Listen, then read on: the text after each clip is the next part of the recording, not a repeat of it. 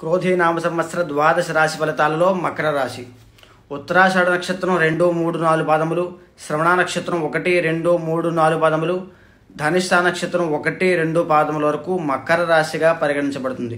అయితే ఈ యొక్క మకర రాశి వాళ్ళకి క్రోధీనామ సంవత్సర ఆదాయ వ్యయములు 14, రాజపూజ అవమానములు 3, 1.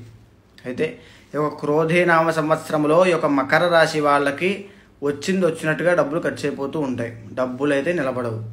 అదేవిధంగా కొద్దిగా వీళ్ళకి మకర రాశి వాళ్ళకి ఏలినాటి శని దోషం ఉన్నప్పటికీ కూడా శని యొక్క దృష్టి బాగున్న కారణం చేత అదృష్ట యోగం పట్టే యోగం ఉంది.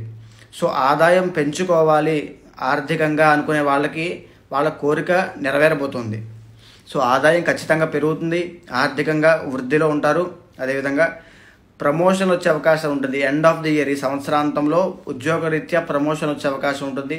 గృహయోగాలు ఉన్నాయి, వివాహ యోగం ఉంది, శుభవార్తలు వింటారు, శుభకార్యాల్లో పాల్గొంటారు. అదేవిధంగా కుటుంబంలో సౌఖ్యం ఏర్పడుతుంది. ఆరోగ్యపరమైన ఇబ్బందులు ఉన్నాయండి, సో ఆరోగ్యం పట్ల శ్రద్ధ తీసుకోండి. అదేవిధంగా శత్రువులు తగ్గే అవకాశం ఉంటుంది, సౌఖ్యం ఏర్పడుతుంది, పర్వాలేదు. సంతానం కోసం ప్రయత్నం చేసే వాళ్ళకి కొద్దిగా ఆటంకాలు వస్తాయి. సో మకర రాశి వాళ్ళు శివారాధన ఎక్కువ చేయండి. సోమవారం శివుడికి అభిషేకం చేయించండి, అన్ని ప్రాబ్లమ్స్ సార్ట్ అవుట్ అవుతాయి.